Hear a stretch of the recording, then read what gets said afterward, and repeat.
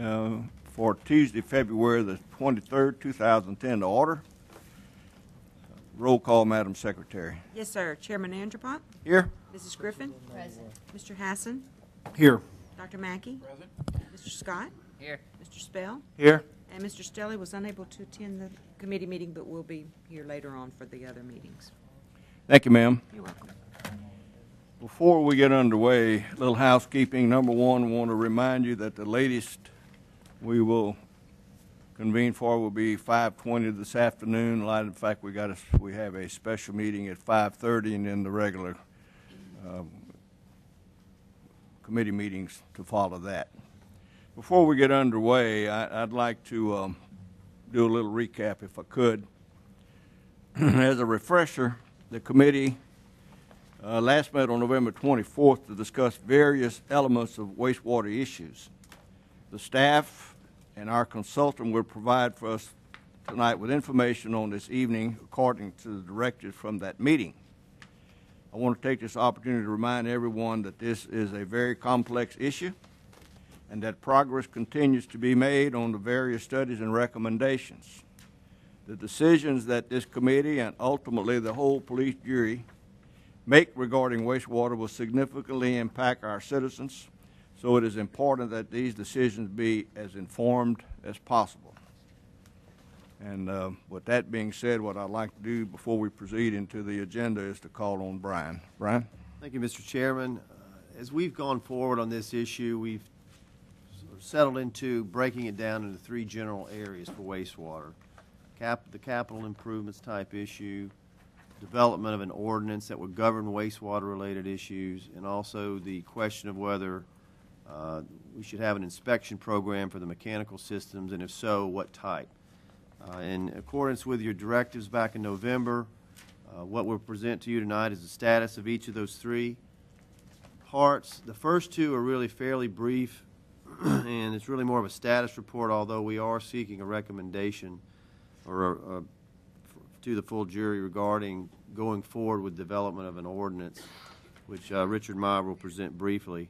But the bulk of the time we're going to ask will be dedicated to the planning staff. Wes will give a presentation on the inspection options that we would ask you to take with you and under advisement after tonight. So the first one would be Richard Meyer regarding the land development ordinance, and I'll go ahead and ask him to come forward, and I think he's given you this folder here for his part of it. And then following that, we'll ask Claude and Wayne Harris to do their part after questions, and then Wes will follow them. Thank you, Brian. Mr. Chairman, committee members, and staff, I'm glad Brian introduced it. It was brief because it is quite brief, but we are working on follow-up since our November meeting with some pretty good success. I would just say the packet we handed out, I put in three categories: prior activities, current ongoing activities, future activities. The prior activities was what we presented in November. I put a copy of in here of that just in case somebody needs some current background. Won't get into that other than just to say that was a presentation principally of a matrix of comparing 7 parish ordinances along the I-10-12 corridor to what you all have done here in the last year with Ordinance 5700. Current activities since the November meeting, staff has given us some effective feedback and advisory direction on what they'd like to see us doing on finalizing our final findings and recommendations with respect to the development ordinance concerning wastewater. Since that meeting, we went back and looked at our comparative review in pretty good detail, and did not expand it to look at any of the other parishes we had identified in that previous report. Based upon that final review, we continue to recommend and have been utilizing as a prototype the Uniform Development Code that East Baton Rouge uses. And one of the particular reasons for that that I think suits this parish better than the other ordinance was the existence of what they call their wastewater suburban transportation network. That's comparable to the situations you have here in South Lake Charles, Ward 3, and in a good bit of Ward 4, and that you have existing transportation networks serving a couple of regional plants that could be utilized interfacing parish facilities with city facilities. That's not the only reason, but one of the primary reasons. What we're doing now is trying to drill down a little bit more into the code and how they apply it over there with respect to when is tie-in to the system required. Over there, obviously, if you're next door to it, you tie in, there's no exception to that. And if you're not adjacent to it, they look at some cost-effective measures compared to doing your own standalone. Those criteria are not published directly in their ordinance. So what we've been trying to do, and we are working with some success on it, working with some consultants over there that are confronted with this situation, and with developers, and lastly with the staff. We've made some inroads there that I really don't want to get into details of tonight, but from that interview process of developers, other consultants, and the Public Works Department, we will come back to you with a set of guidelines, criteria that establish we think probably be a matrix of considerations, when to apply, tying into what network's available here, what happens when that does not exist adjacent to, or what distance, keying it to feasibility of alternatives. We would vision probably within your urban service zone and your community growth areas that you have established in your ordinance, probably some subzones that will be keyed to availability, non-availability, alternatives, and associated feasibility. Our objective is to create that based upon the circumstances that are already being encountered by people that do this in the development business, the engineering business, and in government. Our schedule on future activity would be, our proposal, as we say in this report, is to bring that set of guidelines to you in what we call final draft form of findings and recommendations in approximately 45 days, or middle of April. With that, that would wrap up my brief summary, and I'd be happy to entertain any current questions. Any questions from the committee? Mr. Spell. Thank you, Mr. Chairman. Just a couple of seconds, Mr. Myers, so I can wrap my mind around the summary. What I breezed through briskly in your materials here, and correct me if I'm not understanding in an accurate way, how do we regulate or manage the tie-in to existing systems in regards to development, whether they tie into an existing system or do a community system? Would that be kind of the gist of this material? Yeah, and I probably didn't focus on what happens when there isn't an existing. That kind of goes without saying from my last report. And we did that comparative review of, like, for example, the prototype we're suggesting. If it's more than 50 lots, you put in a public system, no exceptions to it. Their only exception is when you're down to the area of 5 lots. I think 40,000 square foot lots, something to that effect. It's in my old matrix. So, the circumstances that would be in existence on a particular development versus the feasibility of what to do, whether or not a transport line is there versus your own system, that is the matrix of guidelines that we will create. It won't be just where there's lines. It's where there's lines and where there are not lines. Okay. And if I may, Mr. Chairman, a couple of questions. The first question is oriented around where there is not access to a public system. And if I can, for convenience sake, use Ward 1 as an example. Currently, the sewer district in Ward 1 is considering the practice of having community systems installed or constructed as part of new subdivision development, and then that district, once that process is complete, the district would assume ownership of that system and operate it as a utility. So the first question is does this process include creating some standard or procedure or assistance for a district of that nature to, one, be able to specify what will be in the best interest of the community from a design standpoint of the community system, and then second point is once they take it over, what methods do they use to manage that system as a utility? So bottom line question, will this process include arranging or compiling that data as well, or no? Well, first, let me give you the response on, not necessarily the follow-up on how it's going to be operated and maintained if you have the system, where you don't now. And my comment is applicable whether it's Ward 1, South Ward 3, or Ward 4.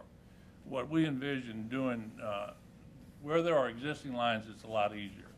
But we also have, in this planning process, a proposed system of lines, trunk systems and then collection systems, particularly where there are proposed trunk systems that can get to, in South Ward 3, get to a plant, and Ward 4 get to a plant. Moss Bluff would be a little different situation, but we envision creating recommendations and guidelines to where, and the function is going to be cost. Ward 3 would be a little easier if you were developing a subdivision on a road down there that did not have an existing trunk sewer by it, but for $200,000, it could be extended to it. I think we want to try to have an equation of feasibility to where perhaps a city or in parish step up to the plate on a publicly owned trunk where the developer would participate based upon capacity and things of that nature. Those are the things that we're considering to where the line wouldn't be there, but there might be a way to put it there on a joint basis. In the instance of Ward 1, it gets a little bit more complicated because treatment capacity. And there, I think you're going to have to look at an implementation scenario of funding, as you mentioned, and operation, as you mentioned. That is a lot more of a challenge. Mr. Chairman. So, again, the question is as part of this process of coming up with all the things that you've discussed, and one of the goals, I think, or the things being discussed is that by putting these community sewer systems in the new neighborhoods, you are collectively putting in delivery lines, which at a later time, when there is access to a public system, the lines are already in the ground. So again, the question is the process that you will be embarking on, will it include that type of amendments or changes to our ordinance, or is that a separate issue? No, it's that I'm glad you raised that. That is one of the feedbacks we got from the administration, is where, for example, if you have a subdivision up in Moss Bluff that comes to the table and wants to develop, and it falls within a zone that your ordinance requires a community system.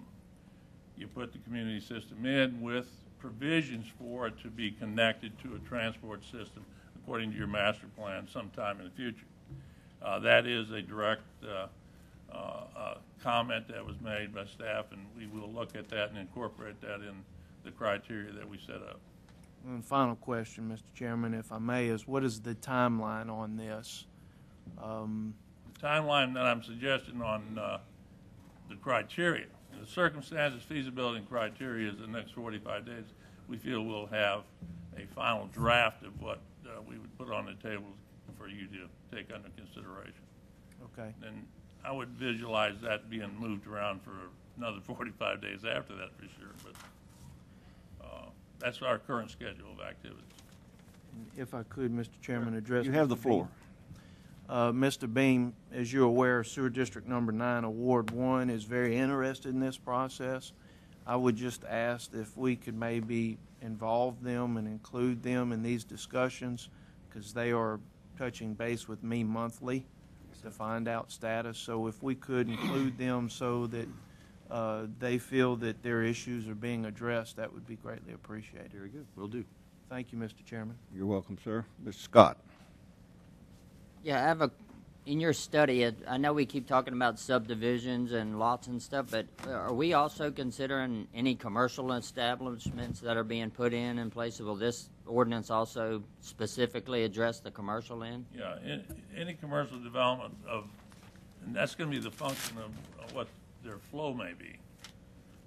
You could have a commercial development, very low flow, that I would say would fit the criteria that wouldn't necessarily have to do anything other than what the DHH would require. But if they have a flow criteria that gets up above, say, 50-lot subdivision, then probably confronted with either tying in if it's there or handling with the public system. That brings me to my next question, DHH. Some of these inadequate community systems that are out there right now, we literally have no jurisdiction over them. We don't really even have much, can you fix it? Will you do better? That's just not what we get to do. Now we get the phone calls. Is there anything in this ordinance that will address give us some kind of, at least speaking power into these systems that are not up to DHH level? Because I know it takes them a year, 2 years to actually address some of these problems. Is there anything in this ordinance that would help us to speed up that process and getting those systems up to date? Well, I think let's put that in two categories. If you're dealing with an individual residential unit, I believe that's going to be covered by your third topic here tonight and what you do there. But if you're dealing with a DHH-approved, they call it a package treatment facility for a subdivision, I think the ordinance that you currently have, coupled with the requirements on all the submittals, inspection is going to be a part of that, but those facilities, if properly maintained and operated, will comply with the discharge permits that they'll have to deal with. Enforcement, that's going to be something that you're going to have to interface with the state on, and that problem is, I think, can be worked out, but hopefully it won't be the problem it has been in the past. That's a tough one for me to address tonight, but I will take it under consideration as part of our tweaking process. All right, thank you. Thank you, Mr. Chairman. Thank you. Mr. Hassan? Thank you, Mr. Chairman. I just read, I think this might answer part of my question, but the specifically Ward 4, specifically tying in to areas south of the interstate. We've got a lot of potential development with the service roads. We've got potential development that has already come to the city and the parish. Will this set the guidelines on being able to tie in? Are y'all working with the city on that, or we're going to have to? You're going to come to us with that set of guidelines. Is that correct? That's correct. You're in your instant case south of I-10, south of Sulphur. There are some major gravity trunk systems down there, some major pressure systems down there, and we are in communication, have been with the city, and we have also are in preliminary discussions with the city of Lake Charles relative to the same matter. So the criteria in the zones, we would see some subzones over there south of the city and even north east of the city going up into Westlake, where there are lines available. And if you're in those zones, what we're looking for in this criteria is when is it going to be feasible for you to tie into?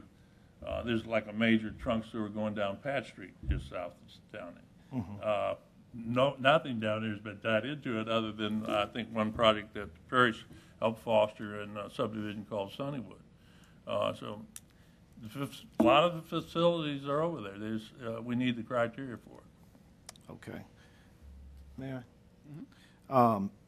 Will this also include, okay, just give an example. A developer goes in, develops it, provides all the lines, ties it in at the developer's expense. Will this include who will maintain those lines after that? You're talking about if a developer goes over and develops a subdivision, in your case, South Ward 4, and ties in to, for example, one of the city's trunk sewers.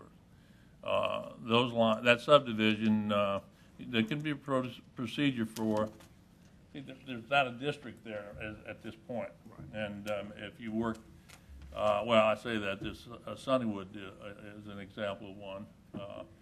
Normally, a district would be responsible for operating that. The developer, since there's not a district, that's something that will be an item in this ordinance that you can address, where they can either create a legal entity, state-approved, sanctioned, bonded, to operate it, maintain it to your standards, state standards, or you could work an intergovernmental agreement perhaps with the city if it's adjacent to it. I think those arrangements are done fairly often around the state. In the case of the parish, that's something you're going to have to look at the options there. Without a special purpose district or a parish-wide overlay district, yeah, it's kind of an island.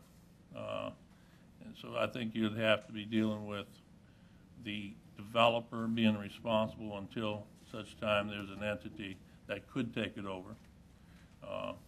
Those are going to be some options that have to be set forth in the ordinance. Okay. Thank you, Mr. Chairman. Okay, Mr. Spell first, and then back to Mr. Scott.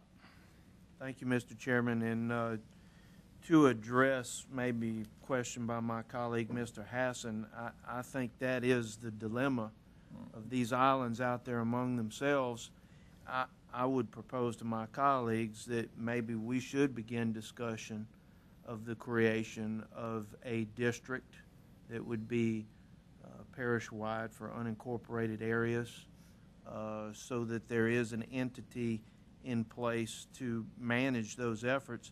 I do understand that is a complicated issue. I'm simply suggesting that as a jury, maybe we start investigating that. Mr. Beam had reported to us at our last meeting, I believe, that we do have the legal capability to create such a district, that it is in place. So I would just propose that we begin discussing that issue and possibly reach some point of resolution to make a decision on it at some time in the near future. And I yield the floor, Mr. Chairman. Thank you. Mr. Spell. Mr. Scott. If I could, to Mr. Ellis. Sure. On the, when you're talking about that new subdivision tying into a city line, or was it going to be a community system that it was going to build when you were asking your question just now? No, it's, yeah, Sure.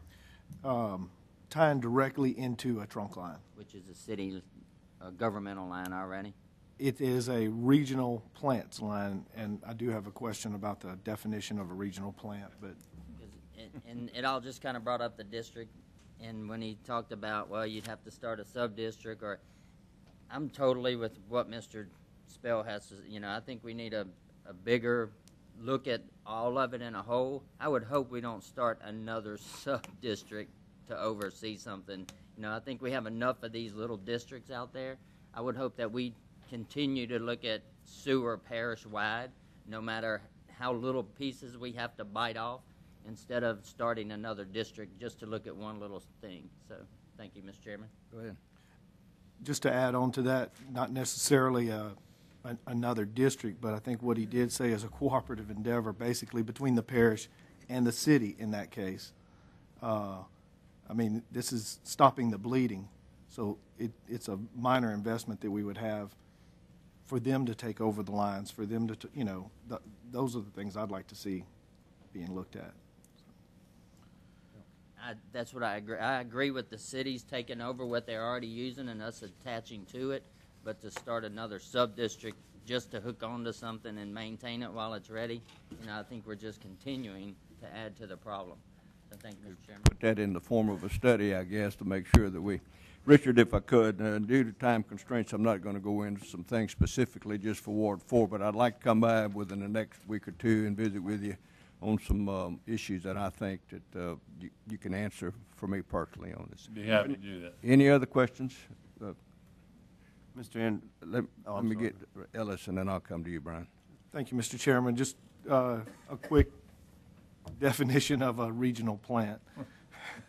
Yeah, we are. There seems to be some confusion on that between the city and the parish, so Well, I'd like a clarification. you're referring to the plant in Ward 4. Correct. Yeah. And it's commonly been called, all the way back to the planning years, back 30 years ago, as a South Regional Treatment Facility. That project was initiated, believe it or not, by, the lead applicant on it was a parish sewer special purpose district. There were two of them active in the original planning. That was Sewer District Number 6, north of Westlake, and Sewer District 8, the Mossville area. And the application base also included the city of Westlake and the city of Sulphur. Ultimately, the funding didn't come through for the two districts at that time. They ceased grant funding on collection lines. Sulphur took the lead on doing the plant and the transport system we refer to south of Sulphur. Westlake took the lead on getting their waste down to it and building the transfer system through Mossville, et cetera, that Mossville has tied into. So, but it's a regional plant in the sense that because of the planning money provided to them through the federal government, and in that case, even the state government. So almost 95% grant on that plant, that any public entity within that ward, pretty much all of Ward 4, or certainly the big area than the populated area, has the right to tie into it and to utilize it at a reasonable user's charge, based on a reasonable user's charge system. And hence, that's where I think the regional name started with it and it's kind of stuck with it. But it is, the plant is owned by Sulphur, who sponsored the match money. But every entity is eligible that's in that planning area. Thank you. Thank you, Mr. Any other questions? Richard, thank you very much. Thank you. Brian? Yes, Mr. Enschmidt, before we go into the second bullet, because this item involves ultimately the development of an ordinance, and I know within 45 days, Mr. Meyer said, I think we'll have criteria, but probably within another 45 days or so, at some point, it would mean an ordinance be prepared, and we would ask the committee's approval of a recommendation to allow him to go forward so that it affirms the direction you want to take to develop an ordinance that would govern all the wastewater. It's not just advisory. If y'all could consider a recommendation for that, that will help us so he has his marching orders, if you will. Ms. Griffin? So you need a motion to accept your recommendation. I move to accept Second. the recommendation. We have a motion and a second on the floor to accept the recommendation. Any more discussion? Any opposition? Motion carries. Thank you, ma'am. Thank you, sir. All right, I think that concludes bullet number 1. We'll move into bullet number 2, the report from engineering staff regarding wastewater facilities capital improvement planning. Claude, is that you?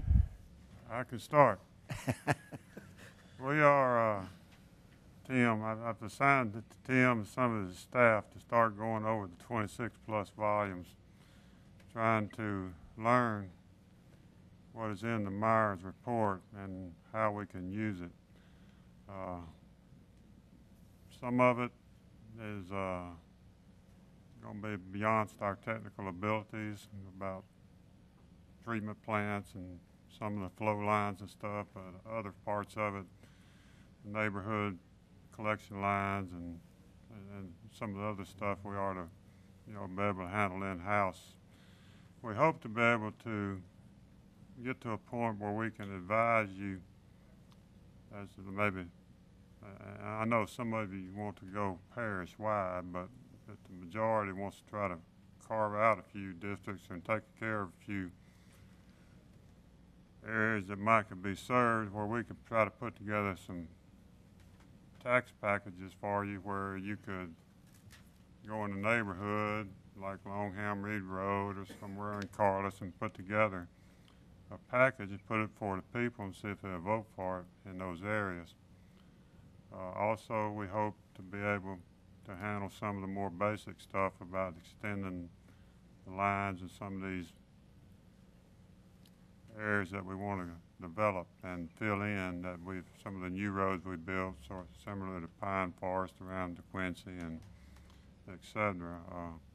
I don't really see us getting a real experienced wastewater engineer at this time unless we were to get a consistent funding source where we were going to spend a lot of money on wastewater. I'm not sure we need that. We're probably going to try to learn the basics with staff and hire an EIT or another guy to help out so where we can try to do some of the more minor design work and hopefully be able to either monitor a contract engineer or do some of the basic design work and bid it out ourselves. But that's where we're headed. We're trying to go through the books and learn what's in them and, you know, try to educate ourselves. It's a lot of material and it's going to take some time. Any questions? Mr. Scott? Yeah, Mr. Smart, how many sewer districts do we have in the parish right now? I don't know, Mr. Mr. Scott. Mr. Bean? Well, Mr. Spell mentioned the one in Ward 1. They don't have any sewer lines, but they've had a district for a while to try to guide the development and so forth. There's a small district south of Sulphur that Mr. Meyer mentioned, I think Sunnywood. I can't remember the exact number. It's either 12 or 13, but it really was carved out to just serve a subdivision, basically, very small. For all practical purposes, other than that, Mallard Junction Sewer, east of Lake Charles, the Mossville area has a sewer district. Some of those, matter of fact, right now there's a project in process in Mossville. So it's just sort of scattered. Other than that, if somebody fills in a blank I left out, that's pretty much it. Nothing on a large scale at this time. Well, until Mr. Smart had his 15 minutes of fame, I was ready to make a motion to, you know, go parish-wide and at least investigate it and have you come back and tell us what your thoughts are and what y'all found out. But now I would just ask Mr. Smart, say we didn't go parish-wide. You said carve it out. How many districts, if we were to do it but still encompass the whole parish, how many districts would you see needing to break it into? I'm not positive that you need districts. If you were able to work out a cooperative endeavor agreement with the cities whereby you paid double rate or whatever it took and they would agree to maintain them, if you wasn't passing a tax, you were just paying for it by user fees or a front foot assessment, I'm not certain that you would need one, but I don't know. You know, what we had planned on doing is trying to get the best technical information and mix it with the GR's best political information and try to come up with the best projects. All right, only for more information's sake, Mr. Beam, I would like to put in the form of a motion that we look into a parish-wide sewer utility district to manage the services in the unincorporated area. If we can just check in, you know, if I could get a second on that. I'll second. That's fine. That's part of our overall evaluation. I think we want to recommend whatever the best structure is, and it's too early to tell. But I think that would be certainly part of that process. So that would be fine if y'all want to do that. As far as evaluating it, if I understand you. Yes. Yeah, sure. We have a motion and a second on the floor. You heard the motion. Is there any objection? Any discussion? Mr. Hassan. Not objection, just discussion. Discussion. Thank you, Mr. Chairman. Are you saying that, directed to Mr. Scott, are you saying that the existing districts would fall under that? I'm not saying anything yet. I'm just saying I'd like to know if we put sewer parish-wide under one umbrella so that it could be looked at that way, because, I mean, Bell City, I understand they don't have a lot, they're not a lot, and they're a long way out there, but they still are part of this parish. Ward 1, they're way up there. They don't have any way of getting it. Ward 3, we got a way of getting it, but we ain't got it. Ward 4, so we have a lot of issues that if we just kept it under one umbrella, and if that doesn't work, it's just to find out if putting it all together and working our way through it is better than continuing to have all these little kingdoms set up trying to just manage for your people. It might be better funding if we did it parish-wide than if we're trying to just get one little group, because right now, South Ward 3, we can't get much help at all because of the population and the the money that's made in those homes out there, you know, and that's just a fact. So, but parish-wide it might be. And I know the city's looking, Lake Charles and Sulphur's looking into ways to help us by pulling some into it, which would help them. So I know there's a lot of people working on this, and I just appreciate being informed. As a comment before we vote, let me just tell you that we are one pair of pants here with several pockets. And it's layman's terms. You understand where I'm coming from? And I don't have a problem with what you're asking for, but it's going to be difficult to ask somebody to put money up somewhere in some point in time in the future to pay for somebody else's achievement or accomplishment. You understand where I'm coming from? And I don't have a problem with what you're saying. Any other comments? I do have one, and I'm leaning toward an objection here. I think that's the function of the police jury already. I don't know if we're creating something that doesn't really need to exist. We already represent the whole unincorporated area. I mean, from both reports so far, what I'm seeing is that we're going to end up in some areas. It will be necessary to form a district because there's nothing to tie into. Ward 1 possibly being that is the scenario that is going to be best for Ward 1. Ward 3, Ward 4, some of those areas, those cooperative endeavors, which I think is our responsibility as a police jury to form those cooperative endeavors to see to it that, you know, those areas are, you know, that's the simplest way to solve the problem. I don't know that a district within the jury really does more than what we can do as a jury. But I think what all you're asking for is just that it be looked at. We're not proposing to form the district today. So that being said, thank you. Any more discussion? Any opposition? Motion carries. Does that conclude the engineering's version? Okay, bullet number 3, report from planning and development staff regarding the mechanical treatment plant inspection program. Mr. Chairman, members of the committee, Wes Crane, I'm the Assistant Director of Development in the Planning Department.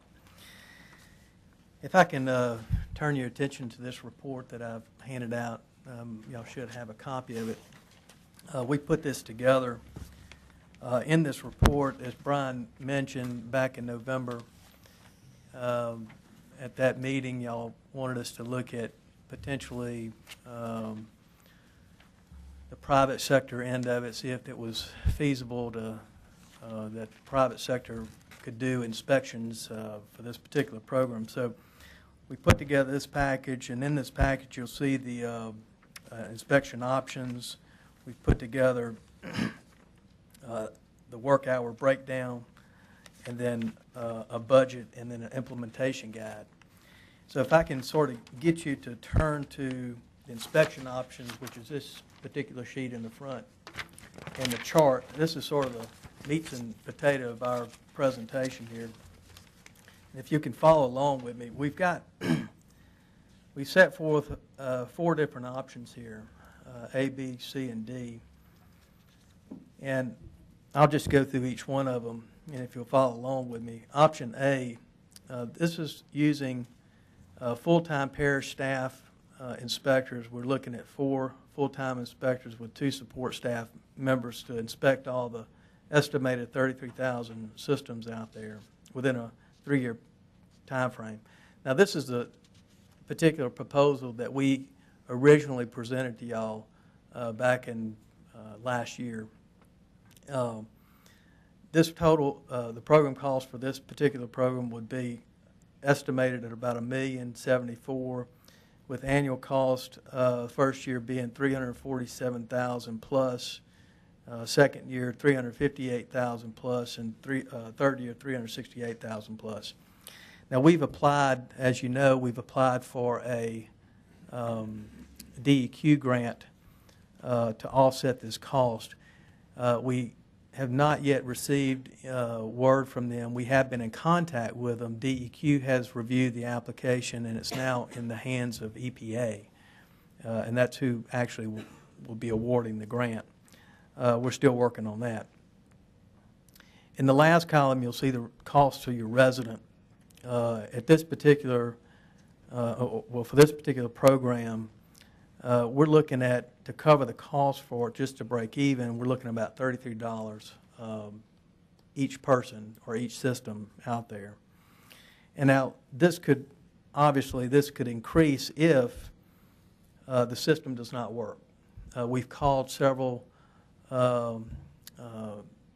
companies, gotten their fees. If you're looking at a service company, like an installer, anywhere from $75 to $150 plus your parts and labor. Now, if the system has to be pumped out, you're looking at about $275 to $500 to pump that system out. So the high-end range, or if you had to get something like that done, the cost to the resident would be anywhere from $400 to $700 to do that, which is pretty significant. So option B, we would look at a full-time, part-time type scenario. This would utilize 2 full-time and 4 part-time parish inspectors. Part-time employees for that work for the parish cannot work over 28 hours a week. We would estimate probably that these individuals would work probably about 24 hours a week, about 3 days. I don't think they would work 3.5. So we did the numbers on it. You're looking at a cost for this particular program, and the advantages, let me step back. The advantages of having part-time folks is that really you can add and reduce staff at will, basically, if you had that. So it gives you a little bit of flexibility in terms of, you know, if you need more staff, you need less staff, you know, to be able to do that particular program. Cost for that program is about $1.1 million plus. And you can see the annual cost for that years 1 through 3. Again, we can offset the cost with this particular program with the grant if we receive the grant. And really, the cost to the resident is similar, you know, to if we had full time. On the next page, if you look at the next page, which is option C. This is the private sector option. What we anticipate, the types of companies that we would anticipate doing this particular work for us would be plumbing type companies or environmental service type companies. We've checked with a couple of those folks, and you know, we probably need, in order to get some really hard numbers, probably need to go out for requests for proposals for this particular option, but they have given us some idea of what maybe a range would be. We checked with some plumbing type companies. Right now, in order to go out and service one of these systems, it's anywhere from $75 to $130 an hour, with a minimum of 1 hour to service. It's pretty significant. The environmental type companies that we checked into, they could range anywhere from $30 to $65, depending on what you have them do. Okay? And again, we as a staff, we've looked at that, and we really feel like we need to go out for proposals on that to get a really hard number. We think it's a viable thing to do, you know, something that we really should look into and get those numbers. Again, we can offset the cost for this with the grant. If we do receive the grant, we can offset that cost, whatever it would cost us. The fourth option is option D, which is the mandatory perpetual maintenance contract. And this is really something that you could really combine with options A, B, and C.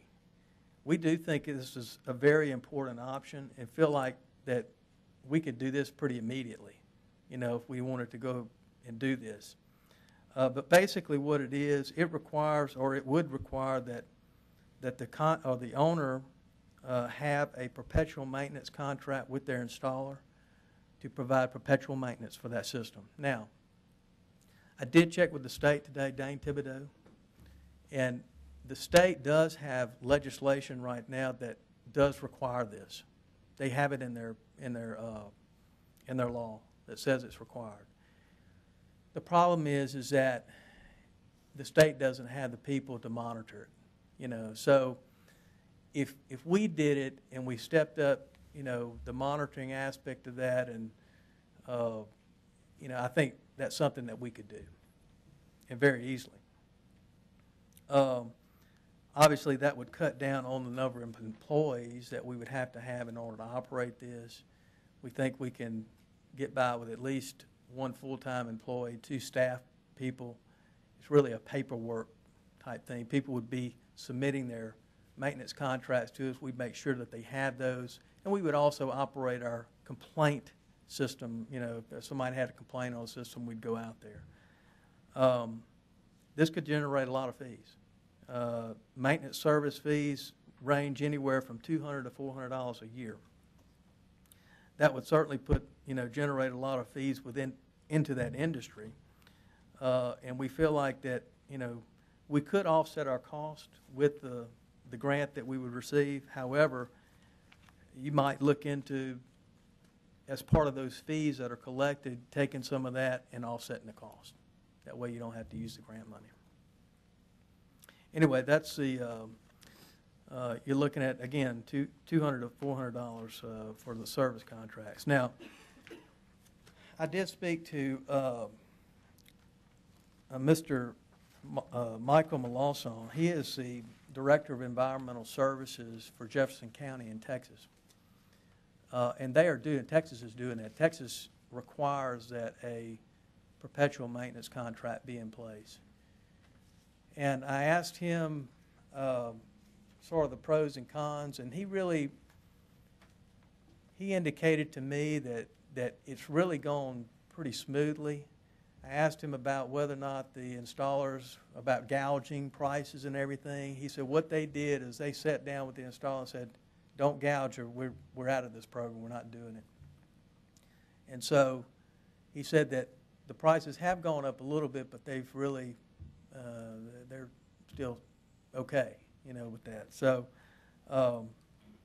again, he said it is a lot of paperwork that they have to go through. It's sent to them. They have a person that looks at it, makes sure it's people have their contracts in place, and if not, they send a letter out and go through their violation process like that.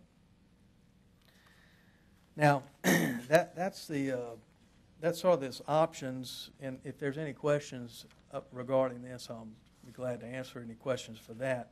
The other items in here, the work hour breakdown for options A and B. The main thing that you want to look at is at the bottom of those pages, sort of in the light brown color. As you can see, you know, the number of inspectors it would take and the man hours it would take to do and how many years it would take to inspect those systems at 33,000 systems. So they're roughly the same. It's going to take us at least 3 years plus to do those inspections with the number of employees we've recommended here. And then the implementation guide, this is another thing that we actually handed out to you previously. I won't go through all the details on that. And then the budget itself, I indicated that in the options sheet. And this is just a more detailed budget of showing how options A and B would be broken down.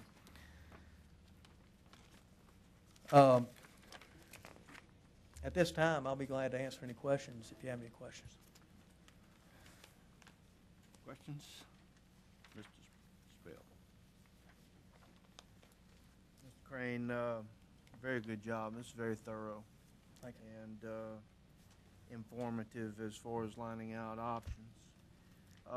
We get the grant and we use it, and then one day the grant disappears. What happens? Well, the grant is for 3 years, and that's sort of what we base it on. And hopefully, you know, if we adopt the option D, which is the perpetual maintenance contract, and we sort of gear it towards on the first 3 years, the inspection program, where we're out there inspecting all those systems, and then in turn, if we do the perpetual maintenance, we can fold that into that. And then it becomes more of relying on the installers and that maintenance contract for them to go out there and do those inspections to make sure that they're being done. And we would certainly work on a complaint-oriented basis. But hopefully, in 3 years, by doing this particular program, people will be aware of it. You know, there'll be enough people aware of it, and hopefully they're maintaining their systems more than they are now. And we're not going to have the magnitude of problem that we have right now. And we may have to spend some money, yeah, but hopefully we'll have a better handle on it. It'll be a lot less money to spend. Thank you, Mr. Chairman. Anybody else? Mr. Scott? Mr. Crane, am I doing my math right now? A, would it take 3 years to do it? B would take 1 year to do it, correct? You'd do them all in 1 year? No, option B would be 3 years as well. Oh, so they're both 3 years. Yeah, it's going to take us, the way our hours work for the parish, you know, for parish employees and what they work in a day and the number of inspections that we can do per day, that's what this breakdown is, and that's what it calculates. Now, again, what I said in option C, which is the private sector, and I think we have some gentlemen here, Mr. Booth, with the private sector. You know, the private sector can work quicker. You know, they could, you know, if they want to hire 10 folks and do it in a year, they could probably do that. And we could probably do it too. It's just going to cost more. I mean, either way, it's going to cost more. You know, and I've looked at some of their numbers, and they're basically about the same as our numbers. You know. You know, our numbers are around 33, which is approximate. Theirs ranges from 30 to 65. Yeah. So that's almost double what we're approximating, so if it gets to the 65. And the other thing I'm looking at on the perpetual maintenance, is that going to just take place with all new systems, or is that going to, how are we going to encompass the old, how are we going to go back and say, okay, all you old systems you now have, or we just... No, this would be the old system. My thinking is that what we would do is when we inspect a mechanical plant, at that point in time when that system is inspected, my thinking is that the individual will have so many days to enter into a contract with an installer for a perpetual maintenance contract. Now, currently, the new systems, there's a 2-year warranty on those systems. And so the installers are doing that, they're supposed to be doing that right now. You know, the actual inspections and everything and the maintenance on them. It could be that after that 2-year period, that's when you actually have to get into that perpetual maintenance contract. And it has to be required. Well, I'm kind of looking at I mean, I guess I'd have to ask one of the installers maybe this question, but at $200 to $400 a year, and then it goes on to say, but that doesn't include the repairs that need to be made. That's right. I mean, and I'm just, of course, I'm going to have to chew on this for a while and really think about it, but I'm sitting here thinking, well, that seems like way more money than it would be to inspect their system. If something's wrong with them, have them fix it. Well, this is $200 to $400 per year. Per year, plus whatever repairs That's they right. find. So, I mean. That's right. So I'm thinking, you know, it could be 17. If you take it on a monthly basis, I mean, it's, you know. Well, and it is a good job, a lot of stuff to digest.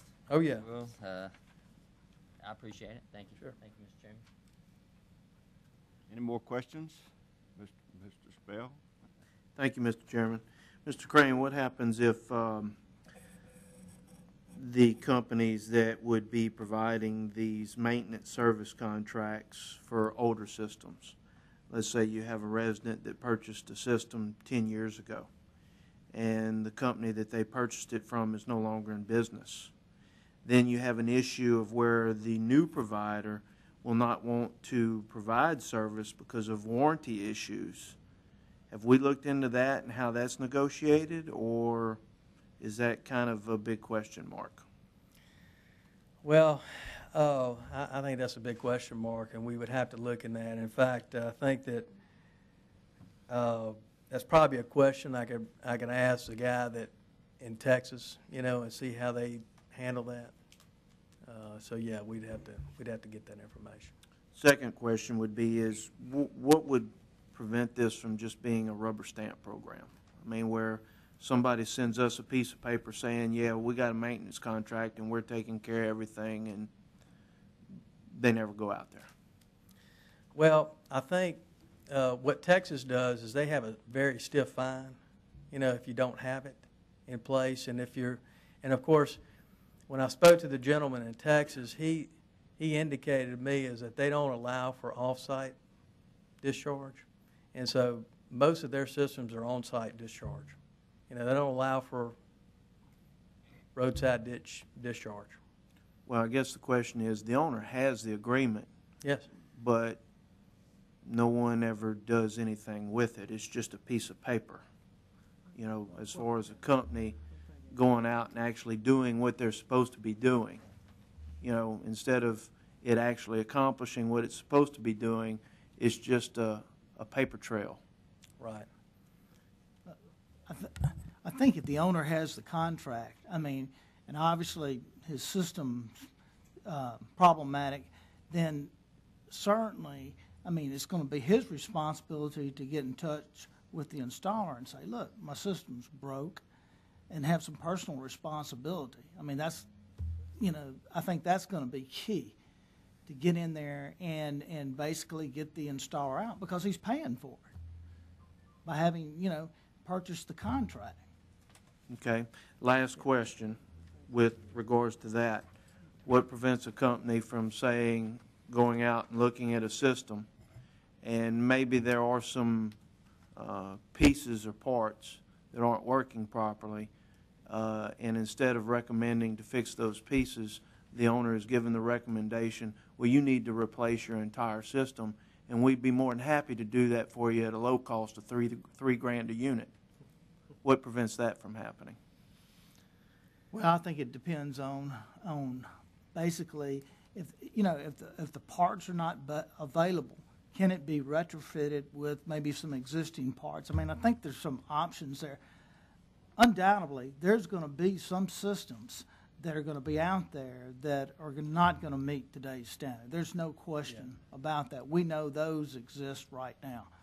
And so we're going to have to work through some of those issues. It's no panacea here, I can tell you. Oh, yeah, this is not. We'll definitely have to work through those. Yeah, this is not going to solve all the problems here. And it's really, we are going out there on a complaint-oriented basis right now, and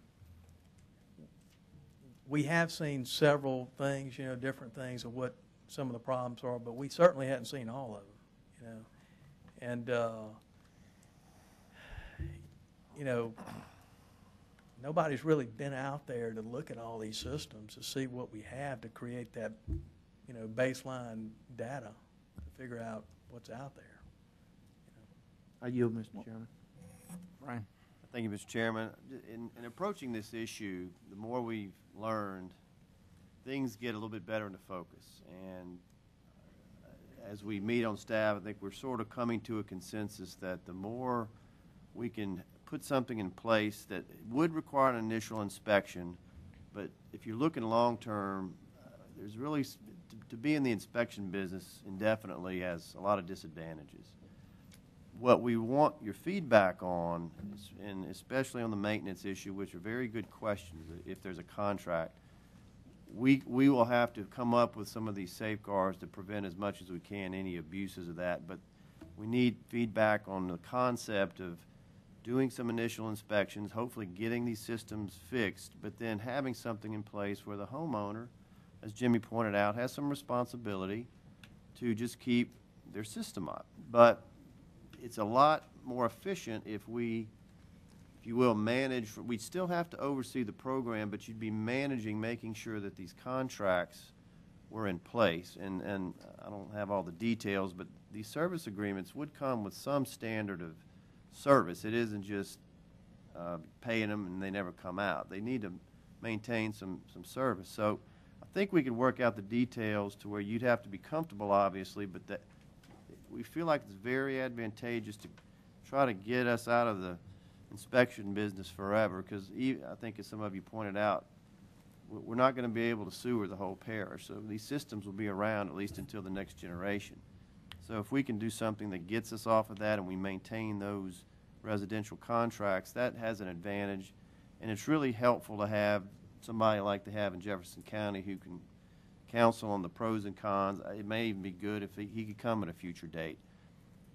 In trying to look ahead, one of the things, I didn't say this on the earlier bullet, the ordinance that y'all ultimately are presented with and would approve ties all this together, whether it's residential systems, if it's capital improvements outside of cities, or a community system.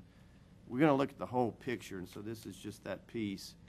If y'all give us your feel, what you're comfortable with, or the direction, you may not want to go with a maintenance contract option. But if you do, if you feel like, yes, that's worth looking into, we need to answer all those questions that are very good that you're bringing up. The only other comment I'd make that Wes alluded to, the option of whether our staff would do them or privatize is a very good question. As I said, we're learning a lot, and I think it's worth us looking at it. You need to give us direction. We could go out for an RFP to get a feel for what it would cost. It's not a lot different than what we do with solid waste. You can pick up trash yourself, or you can contract it. If you've got companies that do it, and we get out of the inspection business, if you will, in a big way in 3 years, there may be an advantage to using private firms, and then we kind of work down to a lesser scale. But you could do it either way, but we could find out what those costs were.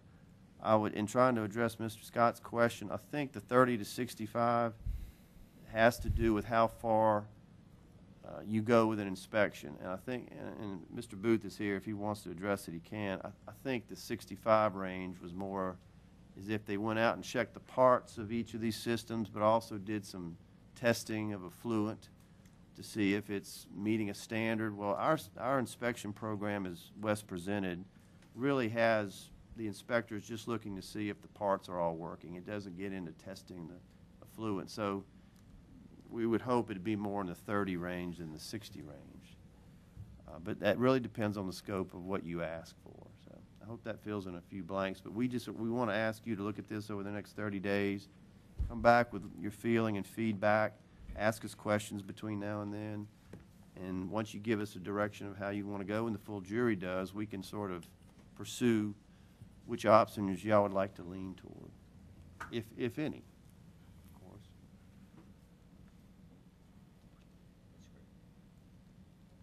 May I address Mark first? Mr. Griffin? I'm just kind of intrigued by Shannon's line of questioning about what do you do about a situation where the guy comes out and he looks at it and says you really need a new system. How's that different than your air conditioner goes out at your house and you call an air conditioning guy out there, and what you really needed was just a new thermostat or something, but he says you need a whole new system. And generally you take some personal responsibility for that, and you maybe call another air conditioning guy and get a second opinion. Or if it's a plumber and your hot water heater goes out and it's really just the thermostat, which is a $45 part as compared with needing a whole new hot water heater. I think people have to begin to take personal responsibility for this. One of the major differences here is if your air conditioner goes out in your house, you're going to get it fixed. If your hot water heater goes out and you can't take a shower, you're going to get it fixed. If your sewer system isn't working right, you're flushing and it's leaving the house. And it's really maybe affecting the people down the street. Doesn't cause that pain, individual pain to us that some of these other things do. But I think people are going to have to begin to take personal responsibility for those kind of things, and maybe not take that first estimate. You know, maybe call another guy in the Yellow Pages and say, why don't you come out and look at this, and let's see. So I don't know, I don't know if that's where you were going with this, but it was just intriguing because I really feel like that could be very similar to what we all do right now with, even with our cars. You go to a mechanic, he says you need this or that and the other, and if it's a big job, you might want to go have somebody else look at it. May I respond, Mr. Chairman? After I address Ms. Griffin, how about that? She's been waiting very patiently, by the way.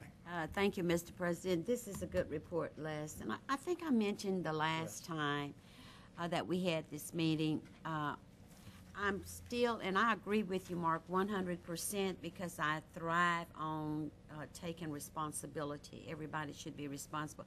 But I am concerned about some of our senior citizens, perhaps, or those individuals, our special individuals who may not be able to come up. It doesn't seem like a lot for some people, and I'm sure they will be able to do it.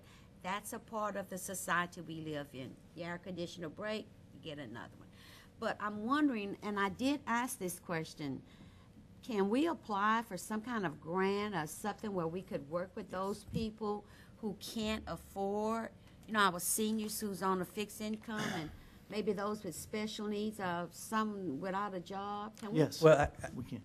Actually, there's a program that's already existing out there through the USDA.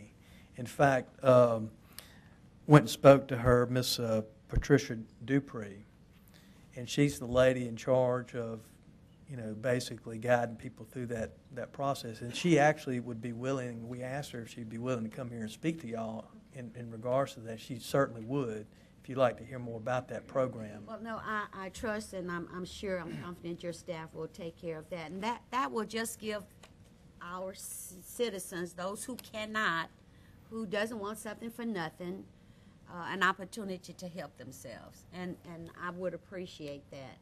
Otherwise, I'm in total agreement of it. And I was sharing with Ellis just now, well, rather he shared with me. Otherwise, we would have a hard time getting the fees that is needed. So that's good. I appreciate that. Thank you, sir. Thank you, Ms. Griffin. Now, Mr. Spell. Thank you, Mr. Chairman. Mr. McMurray, I agree with you 100%.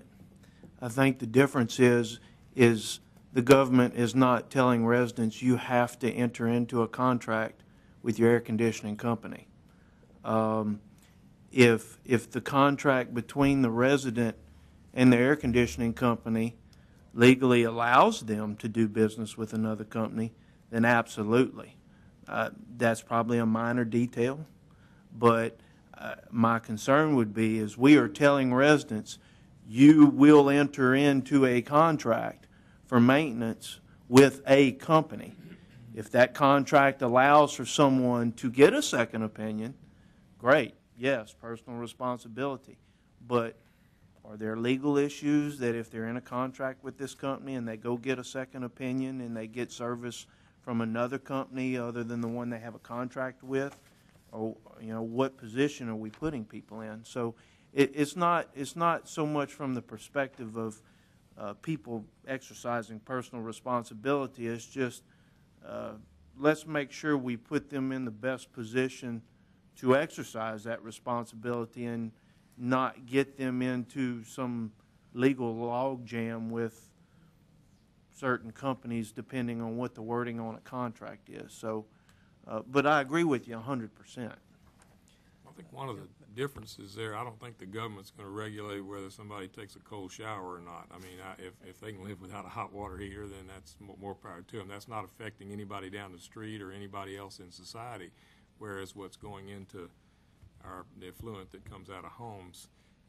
it affects the greater good. And I think that's the difference there. But still, I think we're in agreement that people just need to take some personal responsibility about those kind of things and not make decisions that don't have some wisdom attached to them. And taking the first guy down the block that says you got to spend $3,500 to fix this thing may not be the wisest thing to do. You might want to ask somebody else.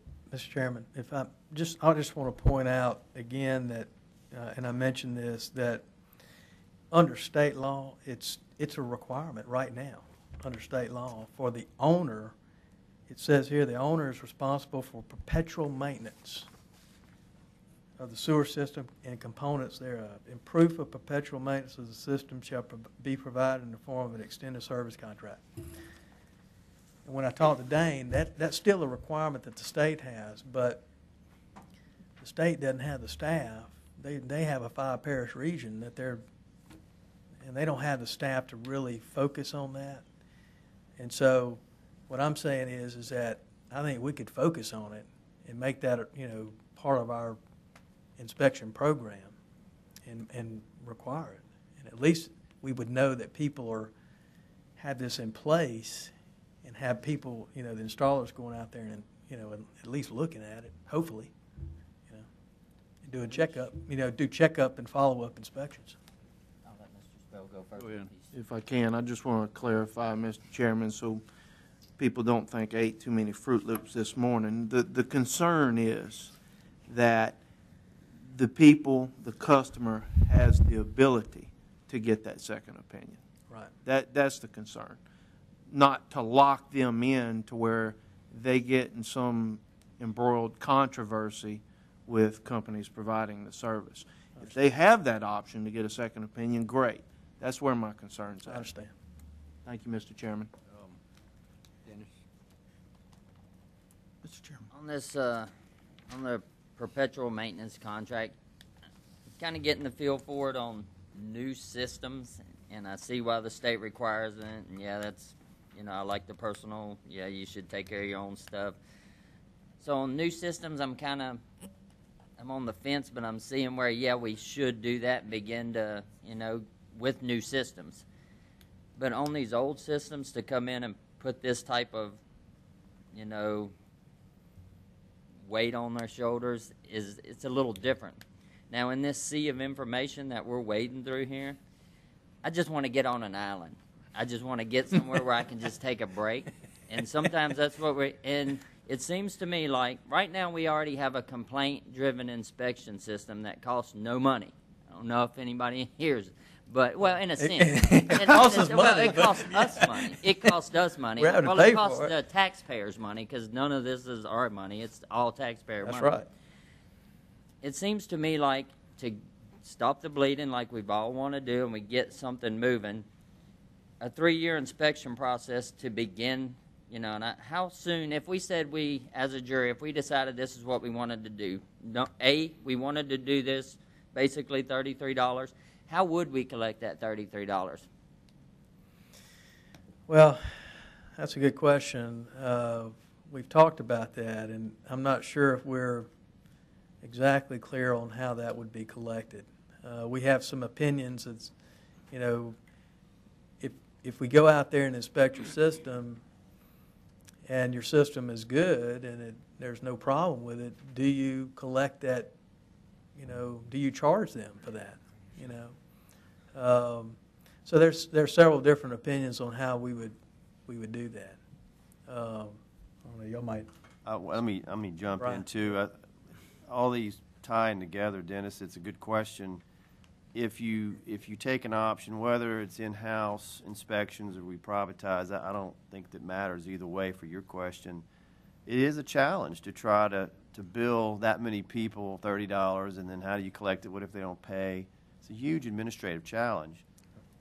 One option you may have, obviously, you'd have to appropriate the funds, but if we can get that grant Wes referred to, it is a very substantial grant, and if we knew on a, let's just call it a one-time basis, we could knock out the first inspection for all these roughly 33,000 homes, and you transition to a maintenance contract, one option you could consider is paying the difference of the grant through existing funds, whether it's one-time gaming or other funds we identify, and then you don't have, again, you don't have this ongoing every year, every 3 years, $30 bill. It's really, it addresses that challenge. Of course, you'd have to come up with the funds, but at least you know it was for a set time. And that's one of the toughest things in our meetings we've had is how do you pay for this? But How do you you do have collect that it? option. And if it were ongoing, I'd say you need a permit fee or a inspection fee if we're doing it for the next 20 years. But if you go to that maintenance contract, it's their responsibility, I think, as Jimmy and Mark pointed out, to keep that going. We become more of a monitor to make sure they've got those in place. Well, it just seems like to start an inspection program now, and I hate building government, but it seems like the simplest route was our own inspectors to start inspecting. Whatever the repairs are, it goes out to the private sector anyway. It's not like we have our hand in that, but it's basically saying, hey, these are the things that we found wrong, you need to fix it. And it gives people the options to go out and get as many bids as they want on it, but yet we can start trying to get some of this out of the ditch.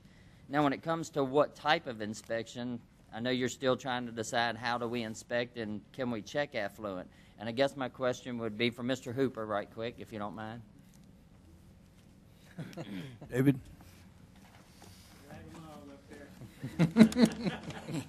Give me a second. Just as long as you don't hang me, that's all I ask. I'm just here to ask a question. Okay.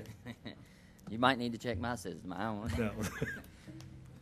No. I know we don't have to take a test tube and check the water for you to be able to see if something's wrong in that ditch. Is there any kind of site that you can look in that ditch and say, something ain't right, you need to get that checked? Yes, sir, usually there is. And I've learned in the last several years that I've done this, you can pretty much tell when the system is not working properly by looking at the ditch. It's going to have an odor. The algae is going to be black, which means it's septic. And check the aerator motor if it's not working. I'll look in the system. If it's got too much sludge in the clarifier, then we know something not's working. It's either overloaded, it needs pumping out. So we've done all that, and we've looked at all those systems. And I understand the questions y'all are asking. All the systems out there, parts are available for. Even those that are 25 years old, parts are available for. There's enough of our people here that are in the private sector that are certified on all these systems to work on them. And the prices vary. They always will vary. And the perpetual maintenance in Wes's defense is just exactly what it is, a perpetual maintenance agreement. It is not a repair agreement. That's totally separate. When they find something wrong, they have to negotiate that with their provider. But it is a perpetual maintenance only. And basically they find out whether the system's working or not, or they keep it maintained. That's exactly what it is. I know Shannon was worried about if you always have that chance. The public I have found here have replaced systems. When they have too much trouble with their mechanical system, they replace them. A lot of the older systems that were out there, I can name Jet, and a lot of those have been replaced because the maintenance process was a little bit more expensive than they wanted. They had an expensive aerator motor. They had a rock bed filter. It cost a lot more to maintain those. A lot of people have taken those out, filled them in, and installed new ones at their discretion. Does that answer your question? That does answer my question. Mr. Crane, so do y'all have now an inspection checklist that goes A, B, C, D, E, F, G? This is what we would do if we, the parish, were going, or right now that they go out and inspect, or is it just a visual? Yeah, what we did, if you look at the implementation guideline, that's really the basic criteria of what we would look at, or the steps that we would go in terms of installing. And in terms of what we would actually look at on the system, it's a visual inspection. David right now is doing most of those inspections, and David's a master plumber. He understands these systems and he knows about them, and so he can go out there and look and see. He can look in the tank and see whether or not, there's a sludge buildup and things like that. We're not doing any testing or anything like that, but it's really mainly a visual inspection. And quite frankly, I mean, a lot of the problems that we're seeing is, the power is not operating. I mean, the breaker's been tripped or something like that, and it's just a matter of turning it back on and the motor starts going again, and so they're very simple things. There are some problems with parts and, going bad and things like that, but for the most part, it's simple. And And again, when we go out and do an inspection on a complaint-oriented basis, 9 times out of 10, we're getting compliance. Those folks, they don't know. They didn't know that their system was, not working. And so they're willing to get it fixed, and they are getting it fixed, I have one more question for you, and then I might have to ask Mr. Hooper one more question. Okay. Kind of like our litter program right now. We send out a warning just off of somebody saying something, not so much that we go out and track that person down, but, we just send a warning. Hey, you've been... Like Mr. Hooper said, he can drive by, he can look in a ditch and see if there's a problem. Without having to go into their yard or anything, is that a type of inspection that we can look at doing that, hey, I see this in your ditch, we're sending you this letter, why don't you get an inspection and have your system checked? I think it has to go a little bit further than that. Even if you see something in the ditch, I think you got to investigate it a little bit more closely than that. And I think what David's been doing is, if he sees something like that, I want him to look at it and go look at the system itself. He needs to do that.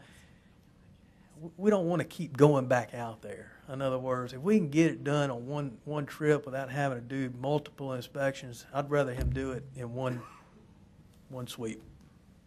I'm not going to say I would like to ask Mr. Hooper the same question, but I'm not saying go back out there and inspect it. I'm saying when Mr. Hooper's out doing his other inspections or whatever, he doesn't have time to stop and inspect it, but he can see there's obviously a problem, but it ain't been complaint driven, and it's not, we can't jot that address down, send a little letter saying, hey, your system appears to have a problem.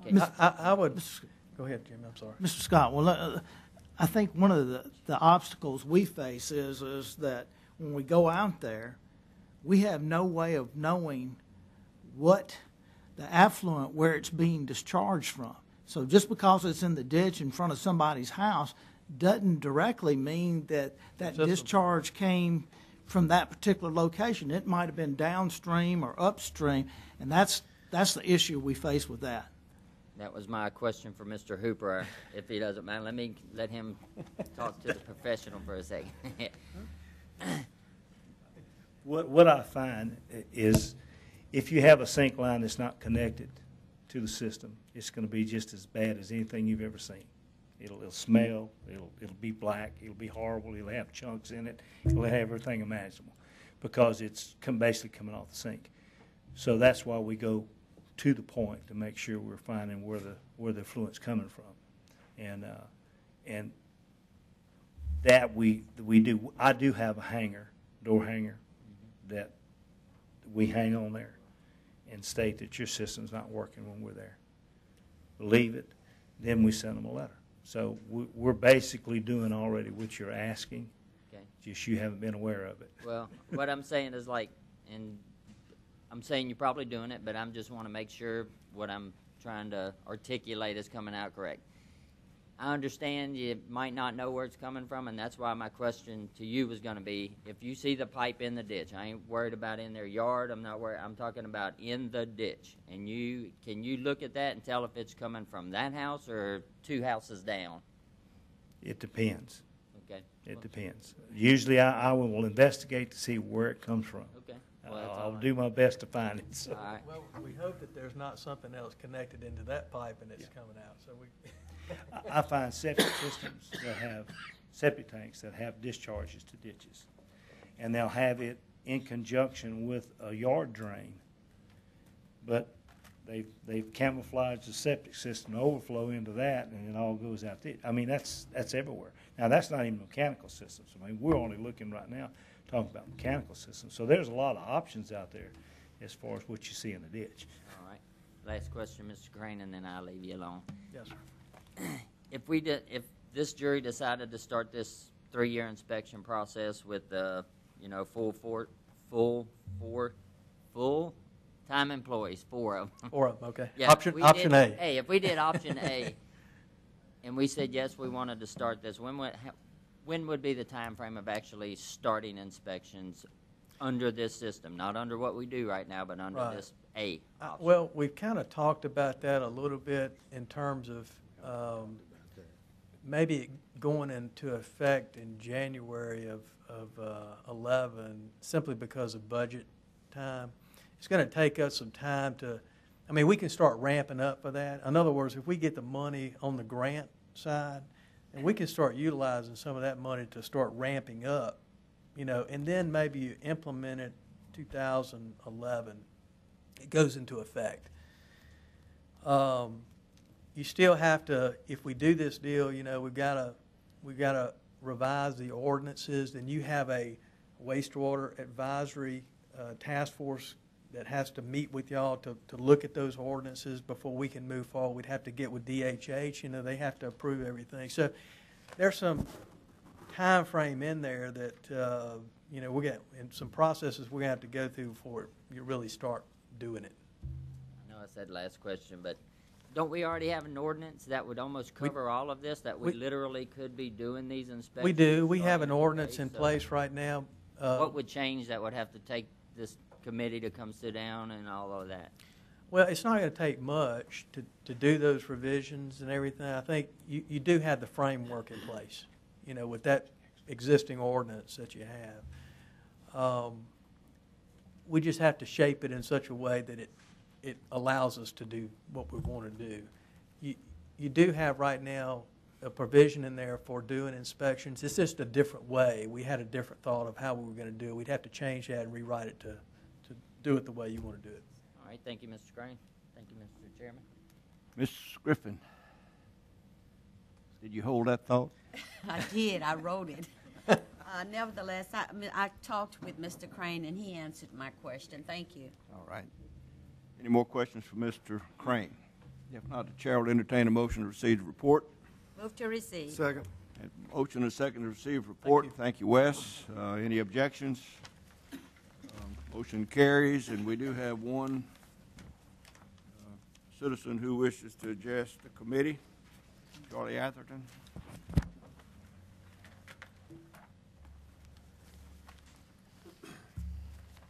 Charlie Atherton, 122 Vine Street. Always appreciate the opportunity and your patience and your tolerance to listen to public concerns. And again, don't lose sight of the permanent solution is parish-wide sewage. And obviously the best way to do that is with a sales tax across the board for many reasons. I'm interested in what I understand is going to be a joint services agreement between the jury and the city of Lake Charles on a quick take of property for utilities. So I'm interested in knowing exactly how detailed the parish is involved in this, because sewer is a utility. So if you're just going to get in it so they can use you to take people's property away from them for the city's benefit, the parish ought to be getting something out of this thing, especially, in other words, it would be the beginning of a joint services agreement for parish-wide sewer. The other thing I'm interested in is exactly what is the parish's current participation with the city of Lake Charles as far as joint services agreement with wastewater. Does anybody know what the status of that is? And the reason I'm asking the question, because in about an hour and a half, 6:30, the city council is having a public hearing on wastewater. And that particular wastewater draft facility plan, and it's to provide for future development and needs of the planning area, optimize the existing systems, replace old and antiquated equipment and all that kind of good stuff. In other words, they ain't waiting on you. I mean, they got a plan, they're moving forward, and the parish ought to be right in that. This ought to be a joint meeting between the parish and the city trying to figure out what to do. They talk in here about the cost of the homeowners, and my point being, the people in the city of Lake Charles is having to pay good money in support of their wastewater system and their plants. I think they would explain to them properly and the plan put together properly as the parish has always done in the past, explain to the municipalities that a parish-wide tax, part of that money goes into their coffers to maintain the plants and all the stuff that they're talking about in this public meeting tonight.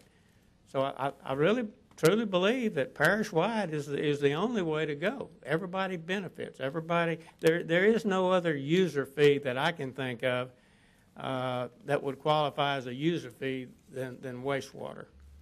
But again, I'm interested in knowing, is the parish even going to be at the meeting? Are you guys going to be at this meeting tonight and see, I mean, how you can work together? You're going to have some input into that meeting? Or is there something going on?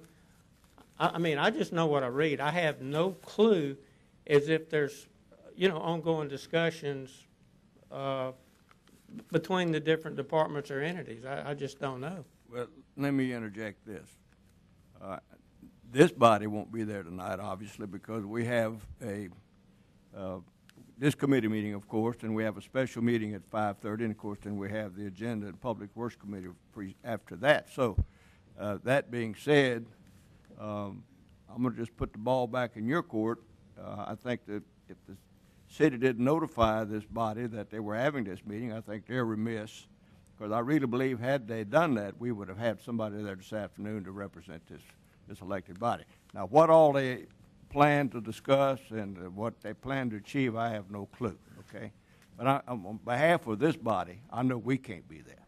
Well, and again, I'm saying at some point, you gotta entertain the discussions and begin some joint service agreement, because you're dead in the water without them. Because let me interrupt you.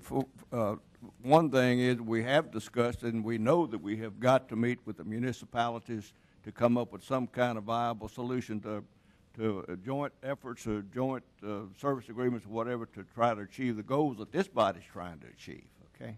Brian, you want to add anything? Just to kind of add on to what you're saying, Mr. Andrew Pond, it's exactly right. We've had plenty of discussions over the years, continue to, on this sewer issue. There is a communication ongoing. Our problem is we don't have any sewer right now. They have to have, I don't know exactly what the content of that meeting is Charlie's referring to, but I'm sure it has to do with some obligations that they have as a city. But, for example, the agreement with Lake Charles and the Parish and Memorial Hospital for service down Nelson. We've been in talks with them about extensions on their McNeese Street work, connecting with ours, and maybe extending sewer and water down to Corbina when that's done. So it's been on those bases, and part of what Claude referred to, and is a part of that overall evaluation of this huge amount of data, is to communicate with the cities, in this case Lake Charles and Sulphur. I know Mr. Hassan brought that up as well. We have to get agreements with them on any extensions. We understand that. They understand that. But we kind of have to get our ducks in a row to know what to sit down and talk about, and it depends on where you guide us on that. So there are ongoing discussions with these municipalities, but we've got to get their cooperation to do it as well. You have a question for Mr. Just a statement, I guess, but Mr. Atherton, personally, I've talked to several of the city councilmen, and we have discussed it because half of my district's in the city, and I'm also liaison to the airport, and we'd love to see sewer in these areas to help commercial, to help, residential.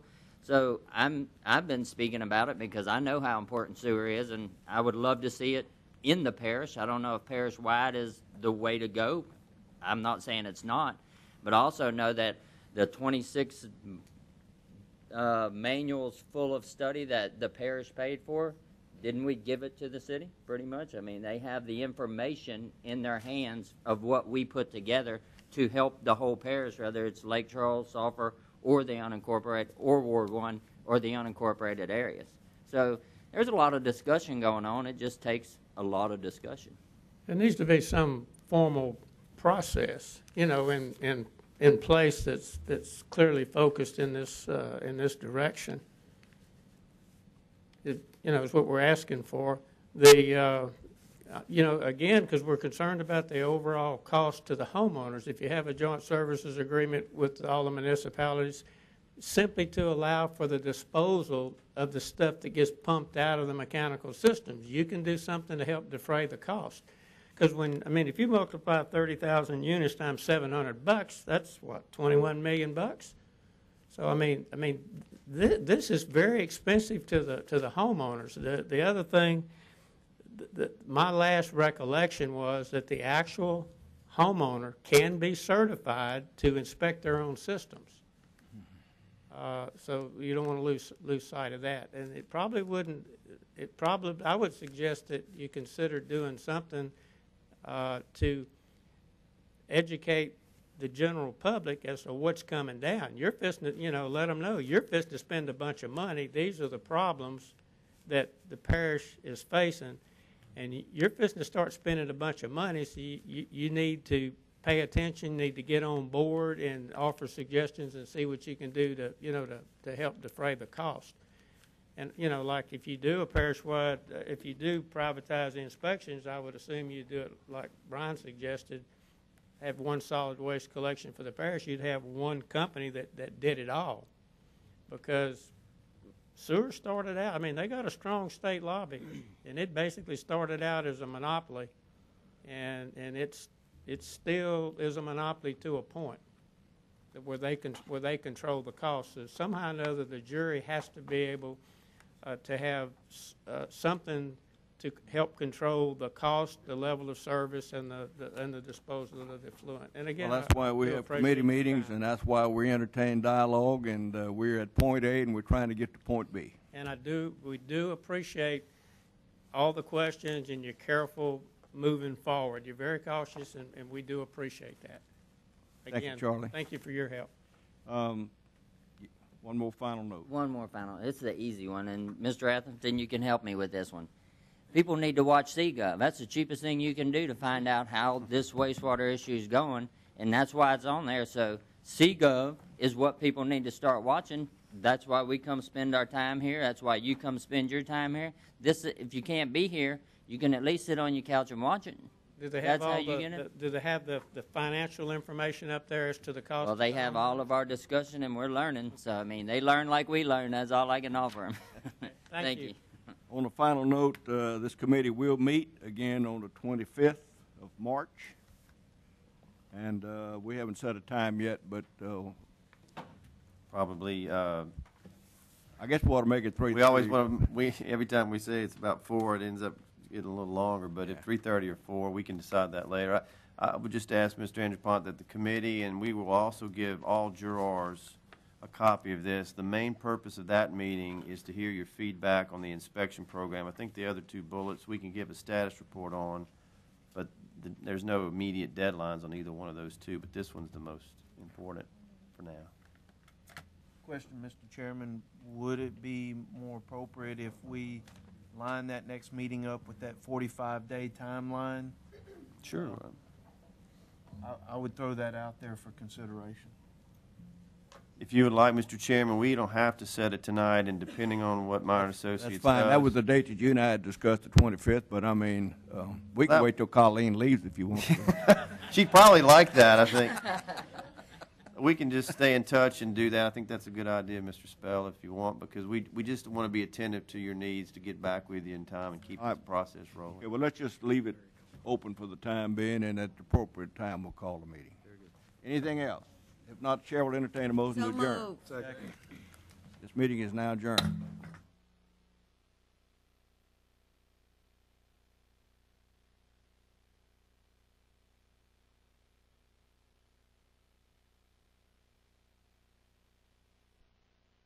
It has now been called to order. At this time, we will have the invocation by Ms. Griffin, and we'll immediately follow with the pledge. Please stand. Let us pray. Heavenly Father, it is again we come before your throne, hoping that we may obtain mercy. We thank you for allowing us to be here on this day, and we ask that you would grant unto us your wisdom so that the decisions we make will be pleasing in your sight. We ask a special blessing upon Calcasieu Parish, the state of Louisiana. May God bless America forever. At this time, Father God in heaven, we pray that you have already prepared and made the way for the visitors that we will be receiving on this week as we get together to take care of business for the state of Louisiana. we grant and give unto you all of our desires, all of our fears and doubts, and all of those things that make us your children. These are the things we ask because you have granted to us permission by your Son, Jesus the Christ. Amen. Face the flag, please. I pledge allegiance to the flag of the United States of America and to the republic for which it stands, one nation, under God, indivisible, with liberty and justice for all. Roll call, Madam Secretary. Yes, sir. Mr. Angelpont? Here. Mr. Brame? Here. Mr. Collins? Here. Mr. Farnum? Here. Mrs. Griffin? Present. Mr. Hassan? Here. Mr. Lantry? Dr. Mackey? Mr. McMillan? Here. Mr. Scott? Here. Mr. Spell? Here. Mr. Stelly? Here. Mr. Sias? Present. Mrs. Trimmy? Here. And President Guidry. Thank you, Madam Secretary. At this time, we would ask that if there's anybody that have a cell phone or a pager, we would ask that you would please put that to silent or vibrate so that we can conduct our meeting on tonight. At this time, we would take up item number 5, consideration of adopting a resolution approving the terms of an employment agreement between the police jury and Mr. Brian C. Beam for the position of parish administrator. At this time, I would like to entertain a motion to go into executive session. I have a motion by Mr.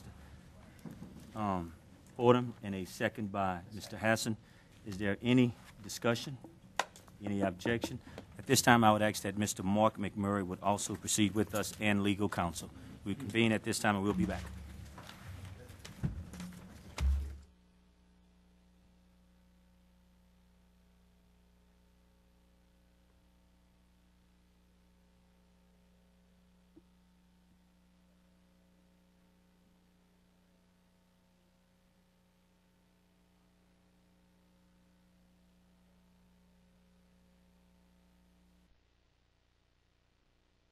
And at this time, I would like to entertain a motion to adopt a resolution approving the employment agreement between the police jury and Mr. Brian C. Beam for the position of parish administrator.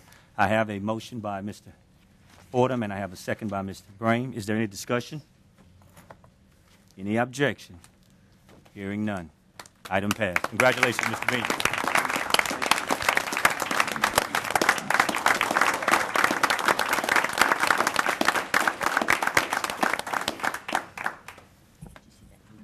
Thank you, Mr. President. Thank you to the whole jury. I look forward to it. Thank you, Mr. Beam. At this time, I will entertain a motion to adjourn. So moved. Second. I have a motion by Dr. Mack and a second by Mr. Stelly. Meeting has now been adjourned.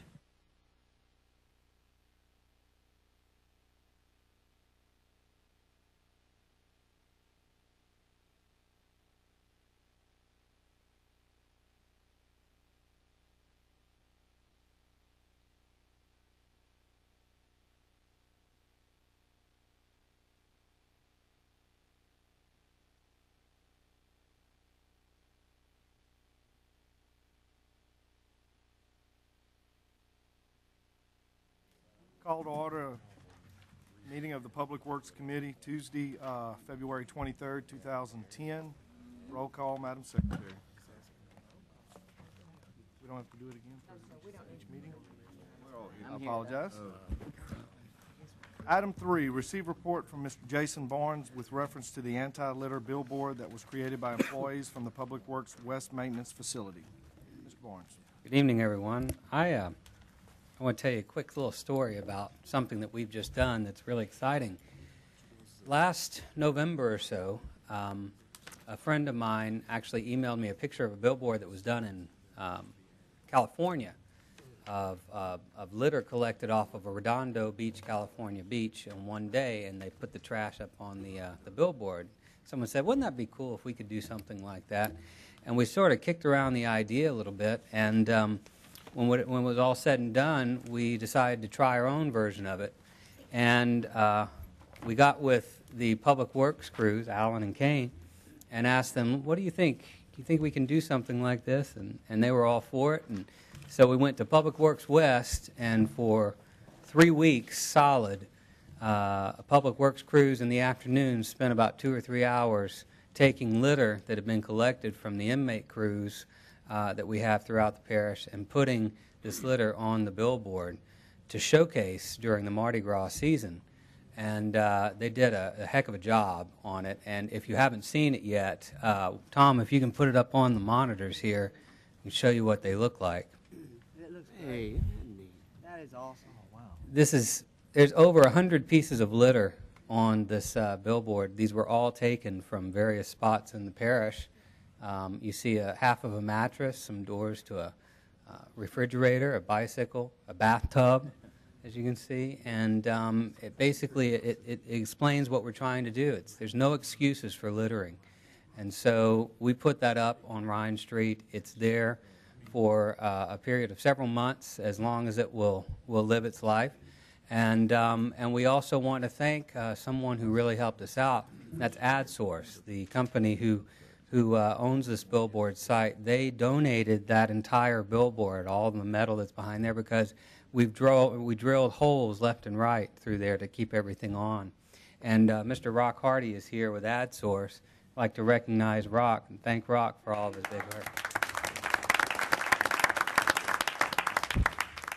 And last but certainly not least, I'd like to recognize the Public Works West crew who did this. We really went to them and said, here's a board. We put the words "no excuse" in the report letter and said, you do with it what you think. Make it flashy, make it an eye-catching situation, and they really sunk their teeth into it. In fact, I even told them, I said, look, when we're done here, when it has its run, what we can do is I'm going to try to see if we can get it sent back to Public Works West to hang it up and, sort of a trophy for you for all the hard work. And they looked at me and they said, we don't want to hang it up, we want to do it again.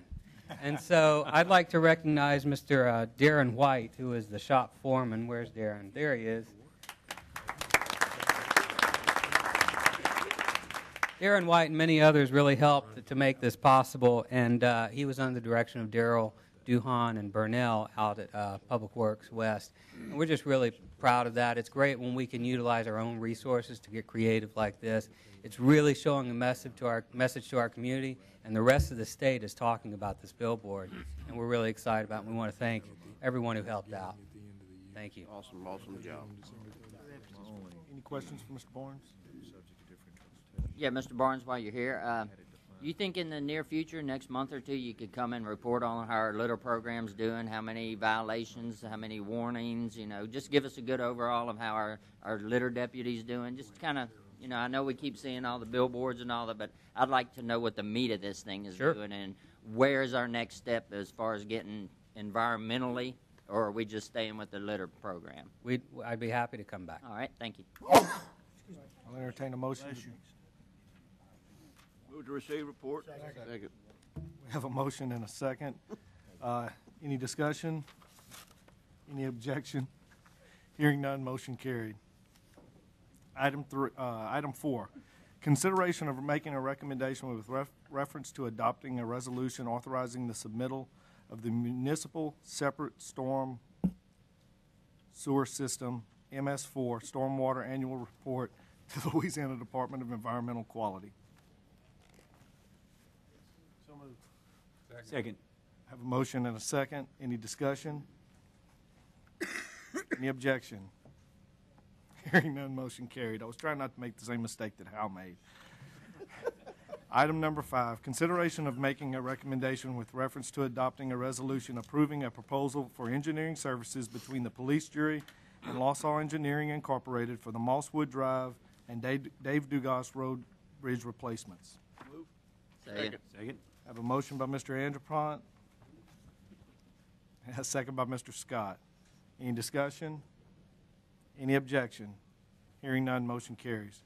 Item number 6, consideration of making a recommendation with reference to adopting a resolution authorizing the president of the police jury to execute the necessary documents for donation of right-of-way from West Calcasieu Parish Community Center Authority for the I-10 South Frontage Road in Ward 4. Second. We have a motion by Mr. Andrepont and a second by Mr. Stelly. Any discussion? Any objection? Hearing none, motion carried. Item number 7, consideration of making a recommendation with reference to adopting a resolution requesting that the bridges located on Miller Avenue and North Perkins Street be added to the federal off-system bridge replacement and rehabilitation program that the parish engineer has determined that these bridges are in need of replacement at an estimated cost of $501,000 for Miller Avenue and $393,000 for North Perkins Street. I have a motion by President Guidry and a second by Mr. Landry. Any discussion?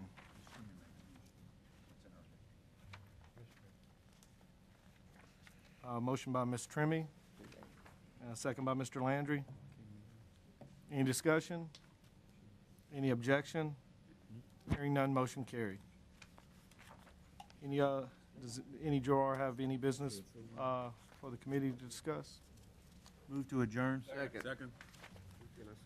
Committee is adjourned. Good job, Mr. Hess.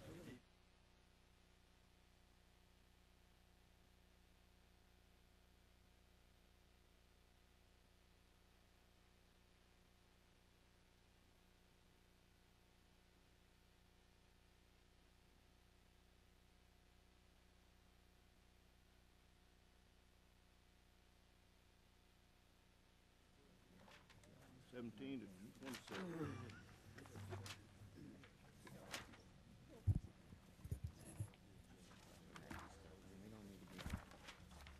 We'll call the agenda committee meeting for February 23rd to order. The purpose of today's committee meeting is to formulate an agenda for the regular meeting of the Police Jury on March 4, 2010. A proposed agenda follows. And we're going to pull 17 through 27. So moved. Second. Do we have any other items that need to be pulled? That's okay. All right. With your cooperation, we're going to push these through. Number 17. So moved.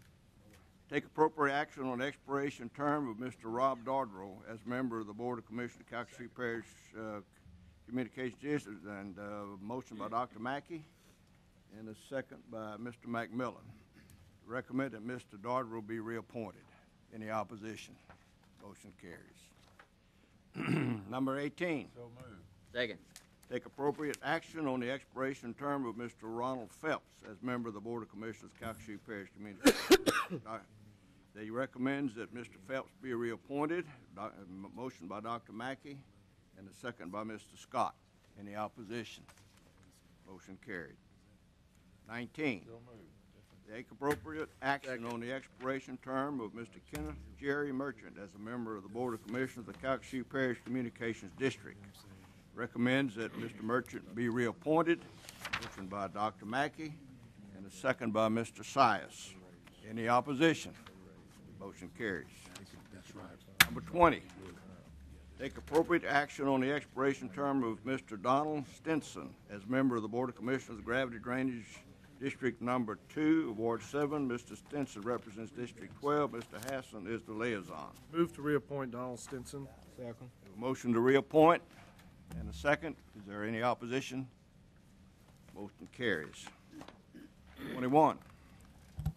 Take appropriate action on expiration reappoint Mr. term of O'Quinn. Mr. Harry O'Quinn as member of the Board of Commissioners Gravity Drainage Board. Flip the page. 2 of Ward 7. Mr. O'Quinn represents District 12. Mr. Hassan is the liaison. Move to reappoint.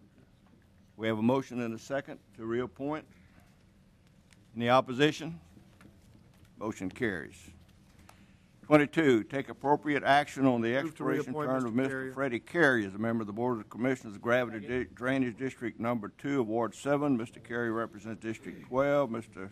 Hassan recommends that he be reappointed, and a second by Mr. Brame. Any opposition? Motion carries. 23, take appropriate action on the expiration term of Mr. Reappoint Dale Mr. Hernandez, a Hernandez. member of the Board of Commissioners of Ward 4, Fire Protection District Number 2. Mr. Hernandez represents District 12. Mr. Hassan recommends that he be reappointed. Do we have a second? By Mr. McMillan. Any opposition? Motion carries. Number 24, take appropriate action on the expiration term of Mr. John Charles Guidry as a member of the Board of Commissioners of Move to Ward 4 reappoint Fire Mr. Guidry. Protection Second. District Number 2. Mr. Hassan recommends that Mr. Guidry be reappointed. Second by Mr. You? Okay. Any opposition? Motion carries. I'd like to make a comment on number 25 if I could. Take appropriate action on the vacancy of the Board of Commissioners of Gravity Drainage Board number 5, Award 4, which occurred as a result of the recent death of Mr. Harvey Boyd. And Mr. Boyd represents District 13, and I'm going to recommend that Mr. James Perry be appointed to serve for the unexpired term of Mr. Harvey Boyd. I'll move that. Just as a brief comment, it was an unfortunate situation that occurred to Harvey on Super Bowl night. I don't know how many of you know the story, but he was eating some pizza, took a bite of pizza, and it got lodged in his throat. And as a result, he was without oxygen for a long length of time and subsequently succumbed to the issue. But you see, Harvey had throat cancer years ago and had put surgery in everything, had restricted his flow. He had no saliva glands, and so he constantly had to chew gum. He was not only a member of this drainage district, but he was a friend of mine as well, and he will be missed. But anyway, I recommend that Mr. Perry be appointed. I'll move. Any without opposition, motion carries. Number 26, take appropriate action to appoint a representative of the Human Services District, also known as the Mental Health District, for the Region 5 of the Louisiana Department of Health and Hospitals. Dr. Mackey Second. recommends that Ms. Sandy Gay be appointed. Second. Any opposition? Motion carries. 27. So moved. Take appropriate action to recommend to the governor a representative to the Human Service District, also known as the Mental Health District, for the Region 5 area of Louisiana Department of Health and Hospitals. Dr. Mackey recommends that Mr. Ronnie Johns, Mr. David Pally Jr., and Mr. Chris Stewart be nominated. Second that. And we have a second. Yes, Mr. Spell? Mr. Chairman, I've had some people approach me with this. I'd like the opportunity to visit with Dr. Mackey and Ms. Griffin on this. I don't know what would be appropriate, but I've had some groups approach me about these appointments, and I'd just like the opportunity to visit with our liaisons about that before we take action, so. Well, what's your pleasure?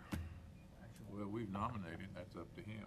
I don't mind him doing it, but we've already nominated, and we've advised that we nominated. Can I ask a question? Yes. And usually we've got, with this being a committee meeting, we do have the week before we ratify it next week, so I think he would have time to do that. I would ask, usually when we make 3 appointments like this, we have one kind of picked out and the other 2 are folks that were just also rans. Do we have that in this instance? Is there somebody? The governor's on pick out. Okay. I didn't know if there was a certain one that we were trying to push for, and we put out a First couple name names, is so you usually have to that. have 3. First name I is see. usually All right. that. Chairman, I can answer Mr. Yes. McMillan's question.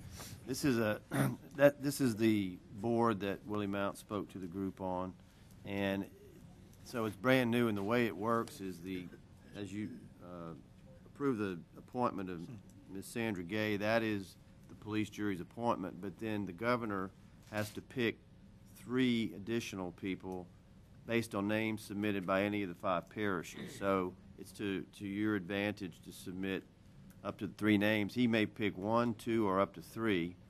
We believe it's important to submit at least this many because Calcasieu, from a population standpoint, of course, is the largest parish. So it's really up to him who he picks. We don't know how many of the 3. It could be 1, 2, or 3. Okay. Thank you, Mr. Chairman. Does that appease you? Oh, yes, sir. I just wanted to ask if I could have the opportunity to meet and discuss. Before we adjourn, Mr. Landry has asked for a point of personal privilege. Oh, thank you, Mr. Chairman. I just wanted to make sure before next week that they fix that agenda, because I'm not the president. I hadn't been the president in about 3 years. I don't know how that happened, but unless, Kevin, did you step down? I didn't know. I don't know. I guess since we've appointed Mr. It Beam says as parish President Landry, but I mean, I'm not the president. Maybe Mr. Beam changed that. I don't know. Mr. Beam may have changed that?